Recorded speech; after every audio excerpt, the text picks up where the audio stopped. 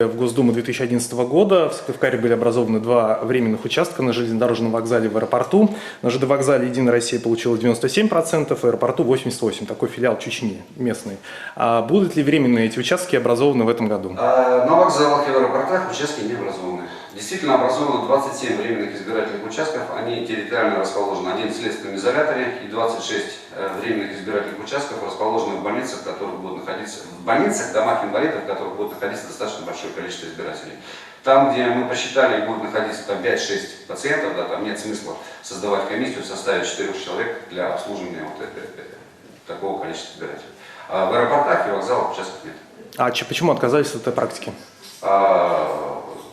Мы посчитали, что рейсы, которые выходят в настоящий момент из города Сыктывкара, ну не только из Сыктывкара, а вообще из республики, позволяют избирателю, получившему открепительное удостоверение, проголосовать в месте назначения. Никаких проблем в этом нет. То есть, а 5 лет назад были? Я не знаю, я сейчас не помню, какое было расписание.